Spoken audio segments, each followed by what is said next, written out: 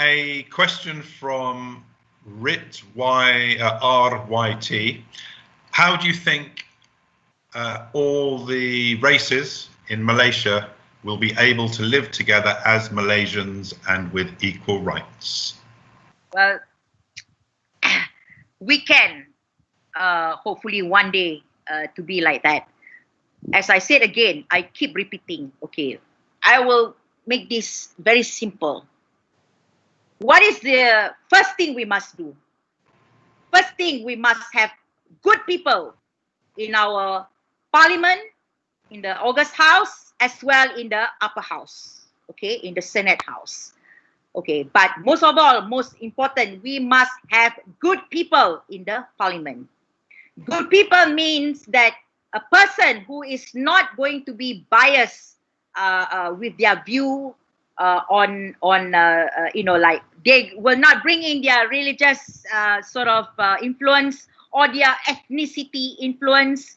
They will actually base their decision making on what is best for the country, for the people. Now, once we have that, okay, then we can move forward, because these people are going to change all the bad things that are going on in schools, all the bad things that are going on in all the government agencies.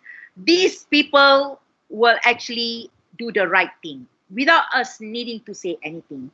Now, because otherwise, if we have bad people in the government, right, in the August House, no matter how much we shout, no matter how much we object, there's little we can do. We can put in pressure.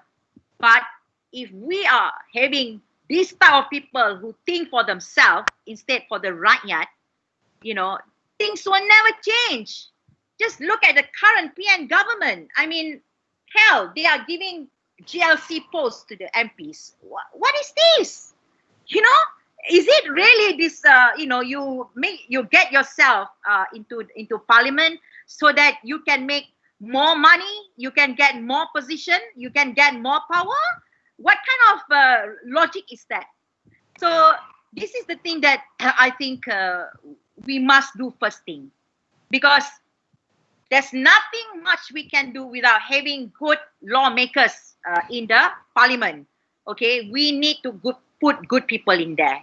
And of course, you know, the prime minister, whoever that the prime minister must be a person of very outstanding, a person that a people's person, a person who will think for the benefit of Malaysia, for all Malaysians.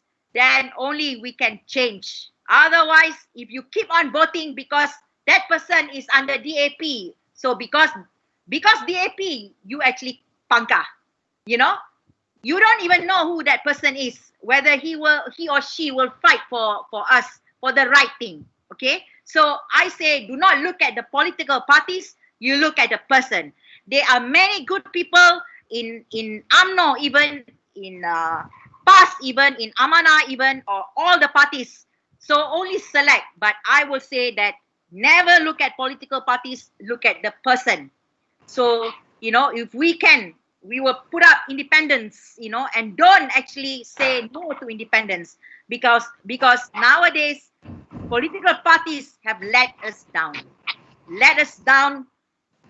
terribly to the point that an elected government being brought down because of these unprincipled, unethical politicians that we have voted under Pakatan Harapan. So next time in the G15, don't look down on independence, you know, and MAJU will actually try to work on this in promoting the independence. If they come under the banner of MAJU, not a political party, but endorsed by MAJU, that means this person have already gone through vigorous check to see that he or she is kosher. So we have to change as a voter as well in our mindset. One from Geeta. I'm going to read you the whole question. And she starts, on the one hand, it is about speaking one's mind openly, which is often related to individualistic culture. On the other hand, it's about caring more for other people's feelings, which is often related to collective culture. How do you balance this up? Because sometimes it isn't about fear, but simply cultural values. Yeah, well, this is the problem. We are so stuck to this so-called idea of trying to sort of please the society, because this is what, for example, I do swear sometimes in my expression of myself, and people actually say, oh, Siti, you actually shouldn't swear so much because people miss the message. Instead, they will focus on your swearing. Now, I'm sorry if you actually look at my swearing rather than the message, because we can't please everybody. Yeah, this is a fact that I must say, that I can't please everybody in in agreeing with what I say. Yeah, but if people start to see the forest rather than the trees, it's like, see what is the key point of that message, rather than, for example, the recent Patrick Teo, arrest. A lot of these so-called people that I thought they are quite liberal-minded, or they can see things as a whole, but actually say, oh, padan dengan muka, why you need to go and use a swear word or things like that. But people fail to see why he's saying that, he was merely expressing his disgust in the manner what his PMJ, is it his name, portraying himself with guns and all that. We all should be appalled at anyone who portray themselves to have the power of guns and stuff like that. But people only look at Niyama, things like that. When he has been using that Niyama word for donkey years, it's not something new that he actually, it's the way he expressed himself. So what is so wrong about that? The same with what I say about individual. No, when I say something about an issue, when I write something about an issue, it is my opinion and my expression. I don't have to please everybody, but if one person can take the message from what I say, then I think I have succeeded. So you need to actually start looking at the message rather than the way it's being expressed. If the message is lousy, reject.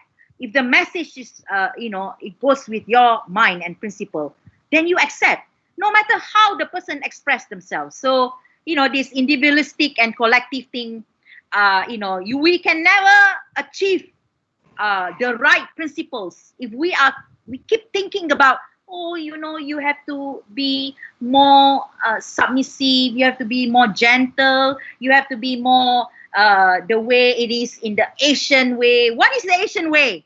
What is the Western way? So people say, oh, because Siti, you live in England, that's why you are like that. No, I've always been like this, for all of my life, even when I'm at school. I even told off my teacher, at that time, for calling me my full name. I said, do you know, I was at standard 4. I told him off, I said, I do not like you to call my full name. You just call me Siti, I said. He was shocked, but I've always been like that. So it's not something, it's about not pleasing anyone. I'm not aimed to please anyone. I am here actually to see what is right and what is wrong. We have a question from Gan Wei Ling, which I think you've partially answered already, about the Orang Asli. One part of her question is that she sometimes finds it difficult or is hesitant to make it a public topic amongst her peers, maybe concerned or worried about what they're going to say. I myself find that one way to create discussion is by wearing a Temiar headdress or a tempot, because people, without fail, multiple people will ask me what it is I have on my head, and that provokes a lot of discussion. Do you have any ideas about sort of raising the positive profile of the Orang Asli in Malaysia? So not about necessarily empowering them, because quite rightly, as you've already said, they need to find ways to empower themselves, just as we all do. But how can we raise a positive, or collectively a positive profile of the Orang Asli, which isn't always present? Yes, I always tell people that Orang Aslis and Orang Asal, they are the heritage of our country. Okay, so as like any other heritage, we must try and preserve their way of life, their culture, their language. Now, people expect Orang Asli to become like all of us, you know. Now, I have always said that a lot of people miss the point that, you know, you do not know the nature of the Orang Asli. I have said that if the Orang Asli is born in the jungle, deep in the jungle, in their village, don't expect them to become like suddenly like us, living a 9-to-5 work, stuff like that. You know, because they have grew up in a very different environment. You know, they, like, for example, when I have some Orang Asli who come and visit KL because they have seminars to attend, work to do, they will want to go home very quickly, because what they say to me, Kak, bising lah dekat sini, you know. And I was thinking, bising? I don't hear anything, but they hear the noise. Okay, and this is also the not understanding their feelings and their culture. For example, a lot of people say, Orang Asli are lazy, you know. So I said, now you tell me, you go into the jungle for a couple of days to find your food, to find your things that you can sell outside. You think it takes how much energy and power and survival skill to live in the jungle for a couple of days? You think it's easy? It's not, you know. So when they come back, after they've done they get their work, they've gathered everything, and they relax. This is their lifestyle. This is why they can survive better than us. You know, even if they have no money, they can still go into the jungle, their supermarket. But now we are destroying the jungle. We are destroying their supermarket. And, you know, basically, very simple, I say, leave the Orang Asli alone. Do not destroy their jungle, their land, because of your greed, you know. Ask them what they want. You know, it's like, if you ask the, you know, Orang Asli, they say they like living the way they are. They may have very little, but they are happy. They are much happier than us, you know, living in their so-called bamboo houses. So ask them what they want. But we must assist them of the basic necessities, clean water, you know, even clean water. They don't ask, you know, for you to give them water from the reservoir or anything like that. Leave their sort of rivers and waterfall alone, because they are much more cleaner than our reservoir. So this is the thing. How do we promote the Orang Asli? What we can do is that, number one is that we must respect what they want. We must ask them first, you know, not actually what we want them to be, taking them out from their jungle, from their village, to outside and put them in all these houses, cheap brick houses. You think they can survive there? So, you know, it's about us trying to change them. You know, we must stop this. We must actually promote to say that leave the Orang Asli if they want to live their lifestyle as it is. Even if you think they are poor, but they are not poor. You know, they may be poor in money or whatever, but they are not hungry. They don't go hungry when they are living in their jungle, but they go hungry when they actually live in the city.